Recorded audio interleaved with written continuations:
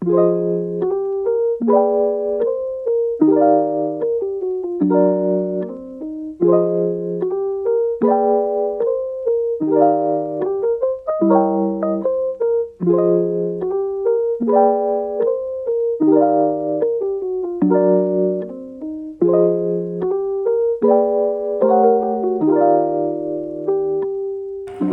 warahmatullahi wabarakatuh. Selamat siang semuanya. Perkenalkan, nama saya Reksa Perdana Sirait, NIM 2296344. Dan nama saya Herdi Januriski dengan NIM 229634472. Beserta dengan teman-teman saya yang ada di belakang kamera. Pada kesempatan kali ini kami akan menyelesaikan tugas akhir kami, yaitu ujian akhir semester dengan mata kuliah pengantar ilmu teknologi.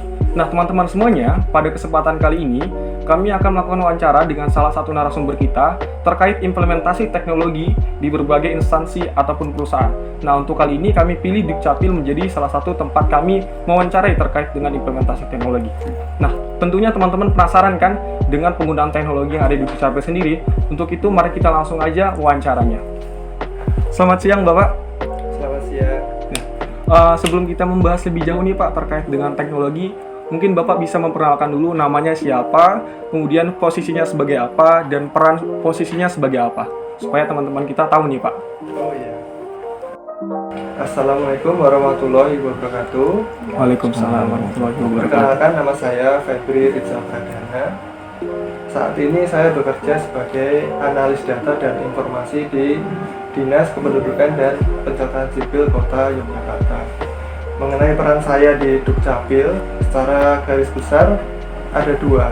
Yang pertama adalah memastikan semua sistem informasi di Dukcapil berjalan dengan lancar. Kemudian yang kedua, terkait dengan penyajian data kependudukan.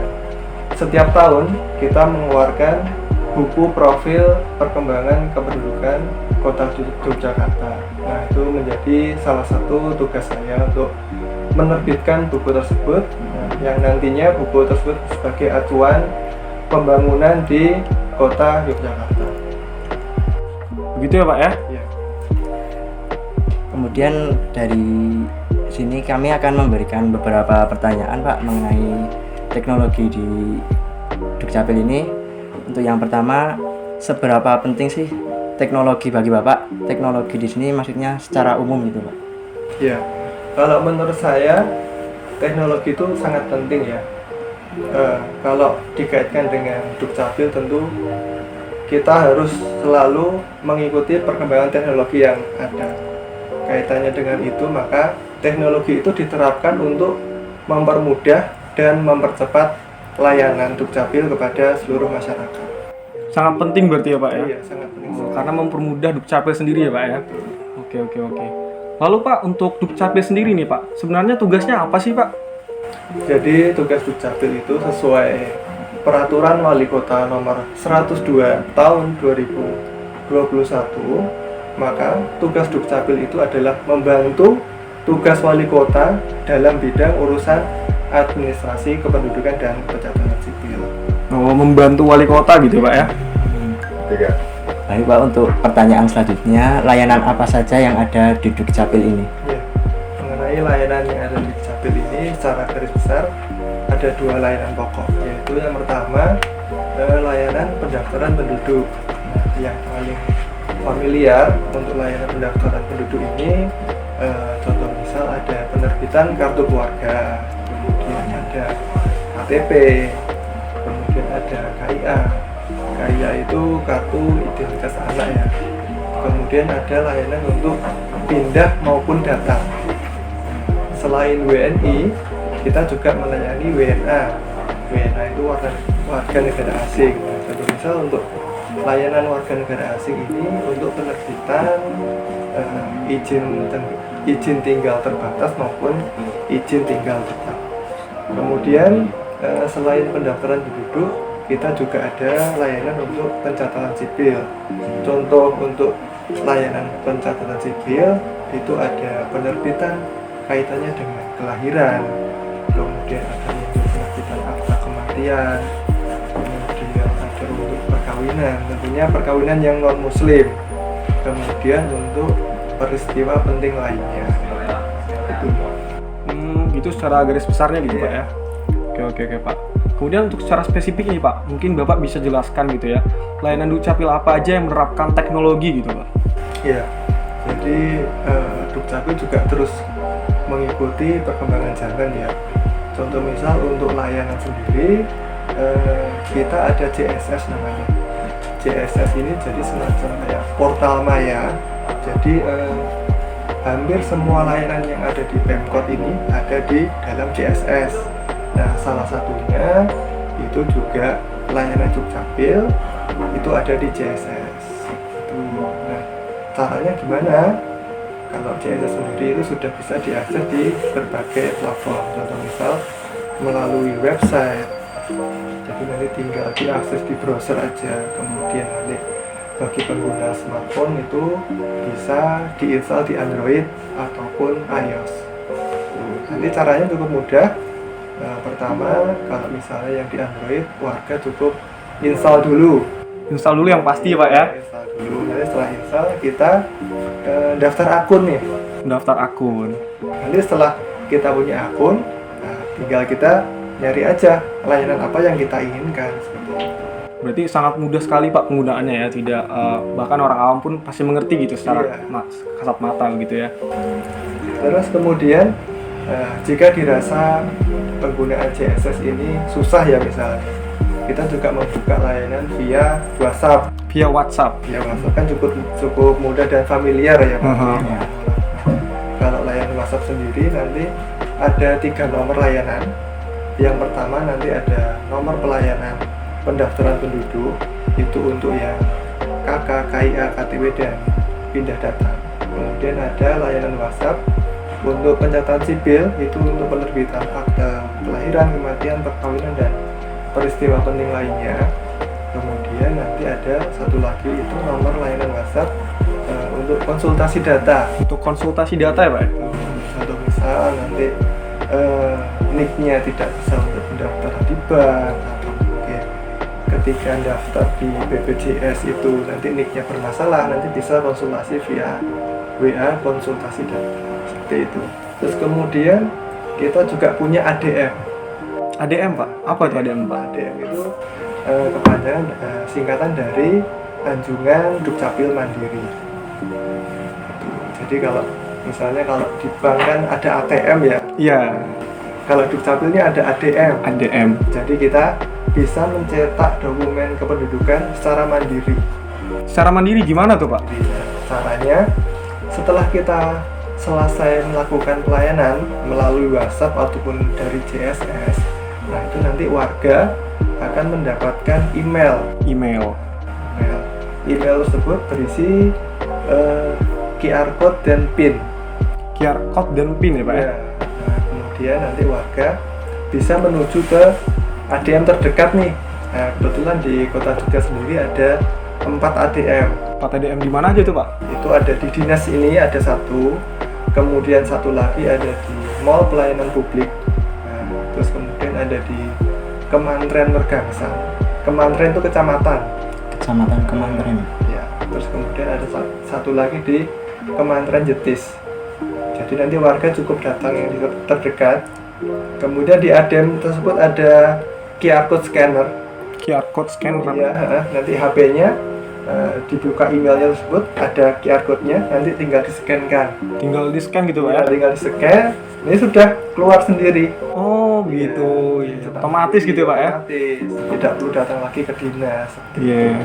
Nah, selain ADM juga kita ada identitas kependudukan digital. Gimana tuh Pak identitasnya? Selama ini kan kita identiknya kalau KTP, KK itu kan dalam bentuk fisik ya. Iya ya betul. Sekarang kita meluncurkan inovasi dari Dukcapil Kemendagri, itu identitas kependudukan digital. Jadi sama, kita download di Play Store. Nah, sementara ini baru bisa di Android. Sementara Iya. bisanya di Android dulu Pak ya? Android dulu, iOS belum bisa. Nanti kita download, kemudian setelah download nanti kita isi data-data di situ apa aja. Nanti setelah isi kita akan diminta selfie. Setelah selfie kita harus scan QR code. Nah, scan QR code-nya inilah yang harus datang ke Dukcapil. Oh, gitu Pak ya. Nanti setelah scan akan dapat link aktivasi melalui email. Nah, nanti setelah diaktifasi bisa nih warga melihat KTP-nya, kemudian melihat kakaknya secara digital nih di HP gitu. Jadi udah nggak perlu bawa KTP fisik lagi seperti itu.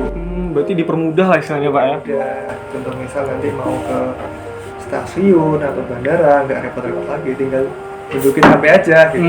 Iya. Jadi untuk bentuk penerapan teknologi di Dukcapil ini ada JSS, ADM, dan identitas kependudukan digital ya Pak. Dan satunya tadi layanan WhatsApp. Iya. Nah, untuk untuk teknologi tadi, apa yang melatar belakangi Dukcapil untuk membuat teknologi tadi Pak?